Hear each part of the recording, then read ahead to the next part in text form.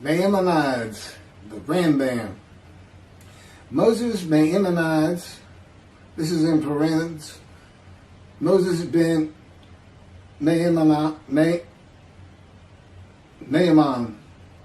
known in rabbinical literature as Rambam, from the acronym Rabbi Moses Ben Maimon, from 1135 to 1204. A rabbinic authority, codifier, philosopher, and royal physician. The most illustrious figure in Judaism in the post-talmudic era, regarded by many of the greatest Jewish philosopher of the Middle Ages, and one of the greatest of all time. He was successful in bringing four cultures, GrecoRoman, Arab, Jewish, and Western, together in one person, and in doing so remains one of the most influential religious philosophers of the intellectual world. His teaching influences other faiths as well as Jews. However, it is his commentary on Jewish texts that mark him out as one of the most influential and important Jews in history. He wrote 3 major essays on Jewish law, the most famous being The Guide for the Perplexed, and each of them is still regarded as hugely important in Jewish philosophy. This monumental work laid the foundation for all subsequent Jewish philosophic inquiry known as Chakirah, and stimulated centuries of philosophical Jewish writing. His large 14 volumes work, Mishneh Torah, to date holds canonical authority in regard of a codification of Talmudic law. That was from the Jewish Virtual Library on the internet, the famous people, and the BBC. Rambam says in chapter 12, paragraph 2 of the laws concerning King Moshiach, our sages taught there will be no difference between the current age and the era of Moshiach, except our emancipation from subjugation to the Gentile kingdoms. The simple meaning of the words of the prophets appears to imply that the war of Gog and Magog will take place at the beginning of the Messianic age.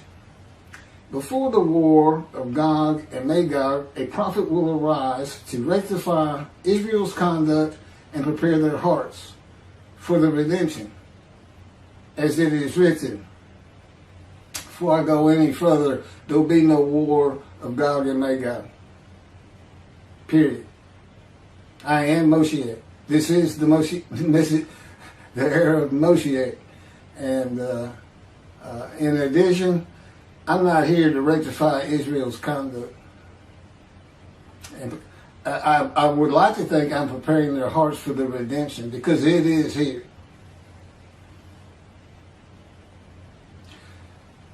This is from Malachi chapter 3, verse 23. Behold, I am sending you Eliyahu, which is Elijah, before the advent of the great and awesome day of God. He will not come in order to declare the pure impure, nor to declare the impure pure. Nor will he come in order to disqualify the lineage of those presumed to be of flawless descent, nor to validate lineage which is presumed to be blemished. And I agree. Rather, he will come in order to establish peace in the world. As the above prophecy continues, Malachi 3 verse 24, he will bring back the hearts of the fathers to the children. And that is incorrect. I don't come here to bring peace or have the world come to peace or to establish peace in the world. No one can do that. Humanity will never be at peace. It's just not what man is. It's not how things have ever worked. Elijah does not come to establish peace in the world. And again, God dictated this to me. I didn't come up with all this on my own.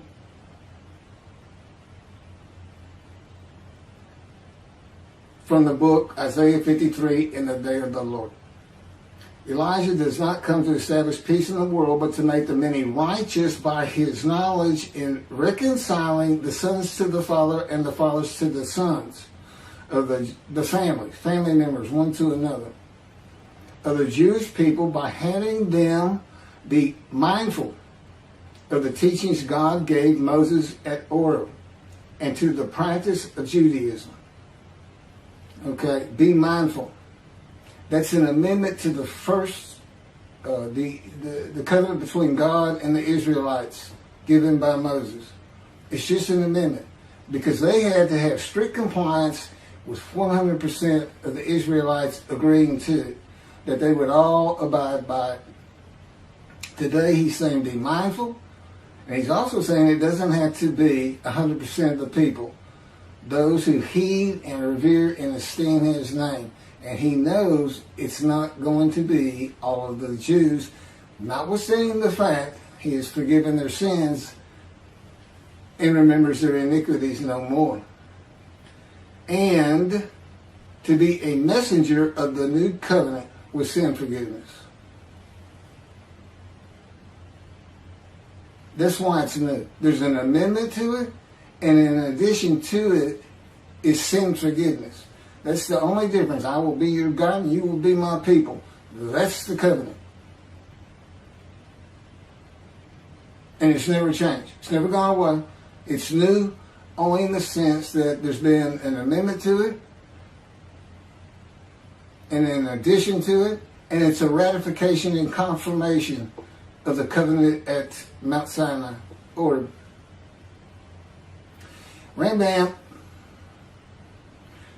and the sages say in chapter 12, paragraph 3 of the laws concerning King Moshiach, God makes it real clear.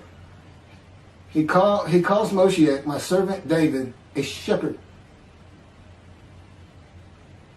He's a teacher.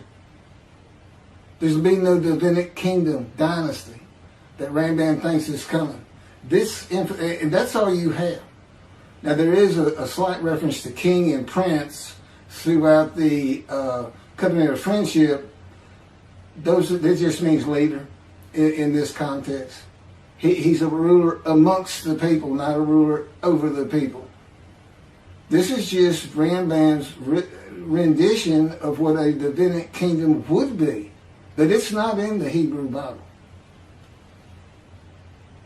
During the era of the King Moshiach, once his kingdom has been established and all of Israel has gathered around him, the entire nation's line of descent will be established on the basis of his words, through the prophetic spirit which will rest upon him. In the Middle Ages and in antiquity, they believed in prophetic spirits. This will not happen. I do not have a prophetic spirit. The Spirit of God alighted upon me, but he's a person. Now, he helps me. He'll tell me things and teach me things. But there's no such... there's by and large, nobody believes in that kind of thing anymore. That somebody can just prophesy. God prophesied. He has absolute knowledge of humanity from Adam on to the ends of the earth. Okay, now he can tell a man, write this down, or go tell the people this. But that's just coming from him by knowledge. No man gets a spirit upon him and all of a sudden he can prophesy.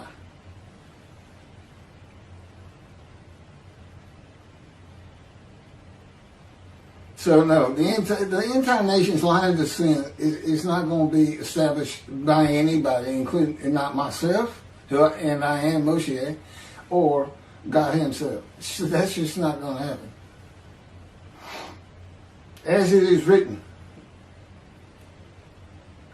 he shall sit as a refiner and purifier. He will purify the lineage of the Levites first, stating that this one is a priest, a defined lineage, and this one is a Levite, a defined lineage.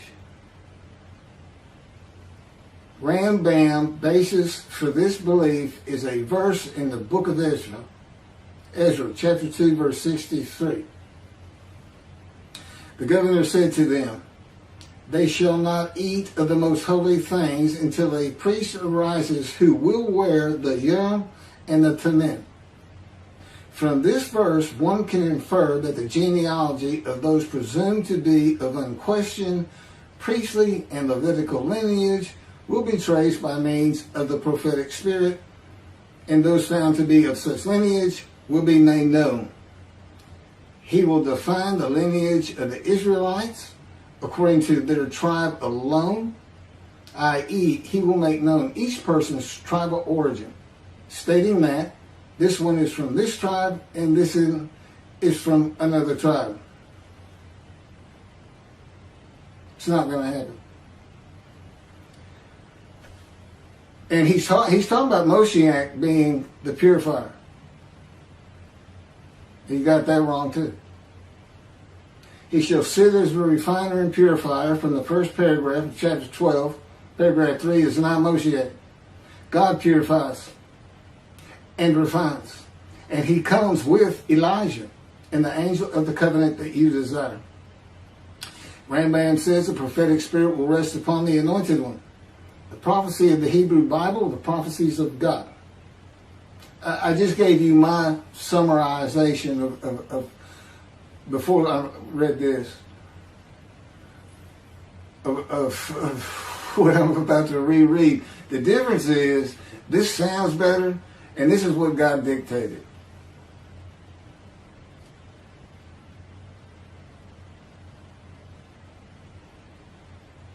The prophecy of the Hebrew Bible, the prophecies of God. David does not have a prophetic spirit.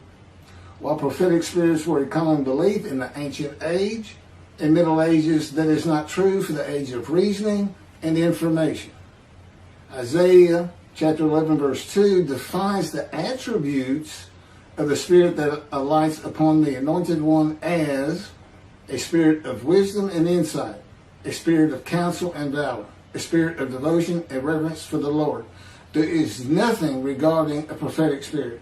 And even that is just what the Spirit of God lit upon me. And he has all these attributes. And they teach me. And they tell me as I speak to people how to do and how to be.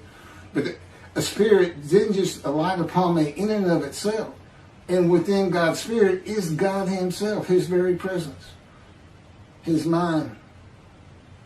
You know, it's a hard concept because Judaism's never taught it, but it's in Ezekiel. I don't recall the chapter and verse, but God told Ezekiel, get up upon your feet. Ezekiel says, at that very moment, a spirit entered into me and I could hear God's words. Couldn't hear God's words until the spirit entered into him. Why? They had to be inside you. They had to be inside you. It's speaking to your mind. God doesn't have a mouth, a tongue. You know, he can, within me, he can make me sense, perceive that this is where his presence is. And that is where the words are coming from. As though to my ear, even though it doesn't really seem like my ear, but it does seem like it's coming from over here, or over here, wherever he wants to do it. The Spirit enters into you and God is in his Spirit. And this is Malachi chapter 3 verse 2 through 5. But who can endure the day of his coming? And who can hold out when he appears? for he is like a smelter's fire and like fuller's lye. He shall act like a smelter and purger of silver, and he shall purify the descendants of Levi and refine them like gold and silver, so they shall present offerings in righteousness. Then the offerings of Judah and Jerusalem shall be pleasing to the Lord, as in the days of yore, and in the years of old. But first I will step forward to contend against you, and I will act as a relentless accuser against those who have no fear of me. This is God, and not David or Elijah. It's God. And what does he say? I will act as a relentless accuser. He says when Moshiach is here, his servant David is here, he says, I'm going to have a reckoning and dismiss the shepherds of the flock, the rabbis. I'm going to have a reckoning and I dismiss them, primarily for teaching this Messianic era. Secondly, for ignoring his prophet. That would be me, shunned, despised, and held of no account. That's how they've been treating me for years now. God's been with me 13 years to prepare me for this, and that's how they treated me.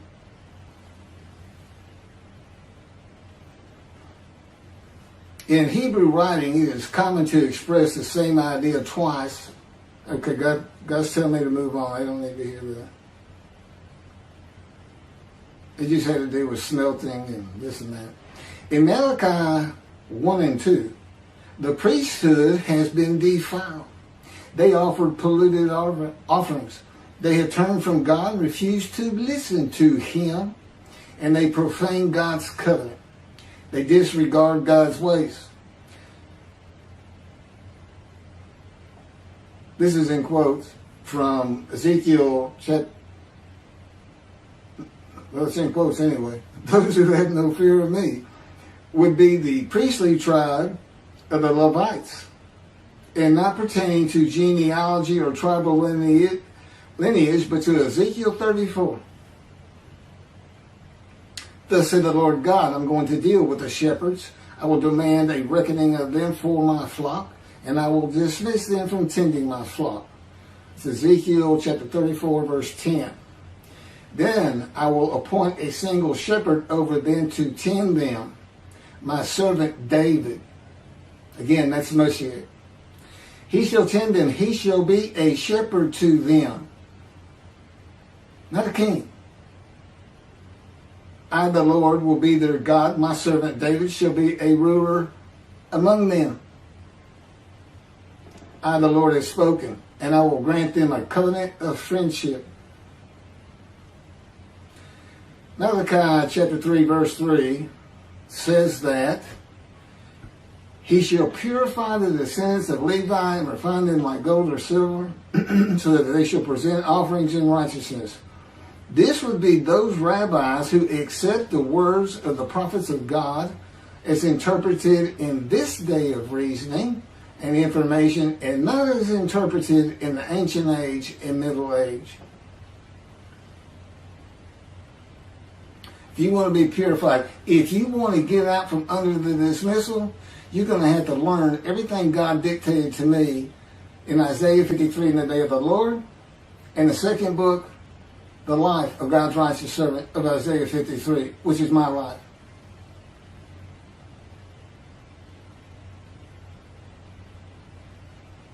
That'll purify you. That'll get you back on the scroll of remembrance. You can see the heaven God is creating.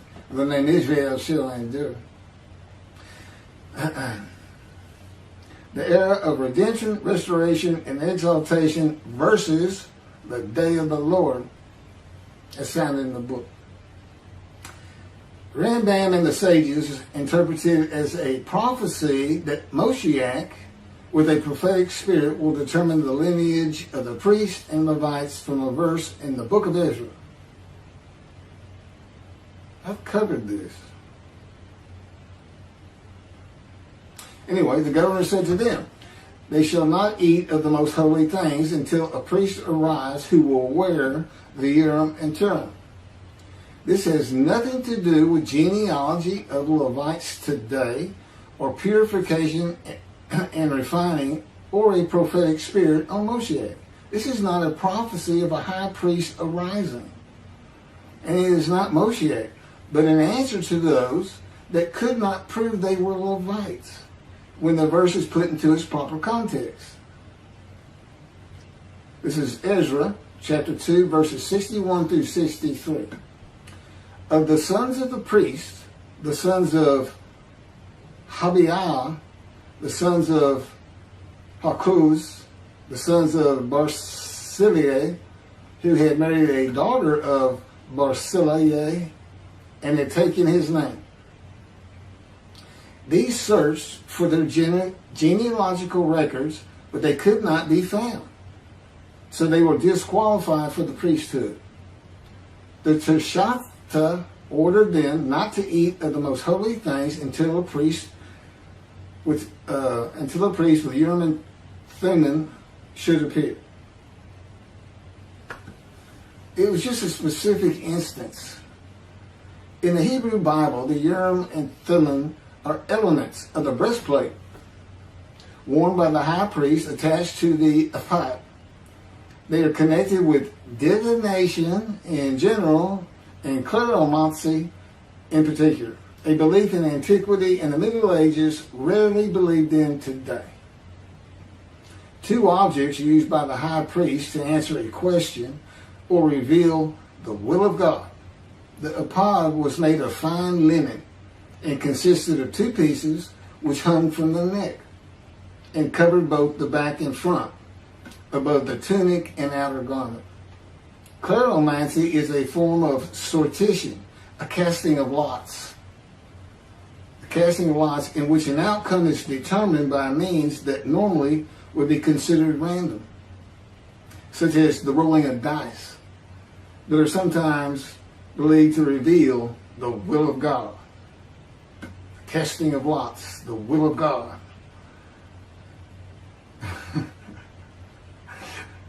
This is not believed in today. Ezra is not a book of the prophets. Teshachta was not a prophet and did not speak the words of God. Few people believe in divination and cleromancy today, matters and things of the Hebrew Bible written for an era gone by. In summation, as great as this man was, and we're talking about the year 1200 or so when he died, born in the 1100s, he was an incredible man. There's no doubt about it. But he didn't have the science, the medicine, the knowledge, the information, the ability to get information that we have today. It's a different time. We just don't believe in some of these things they believed in. You can't just say our sages say. Now, Rambam also, I can't believe it's not in here. He said Moshiach is going to perfect the world, and the entire world was going to speak Hebrew. Okay? And he gets that from Zephaniah chapter 9, verse 10. God says, and I think most people have heard this phrase, they shall be a people of a pure speech. He takes that to be the people of the world. Well, the only problem is that, read verse 9. In verse 9, God talks about his anger against the world and how he would actually terminate it with fire.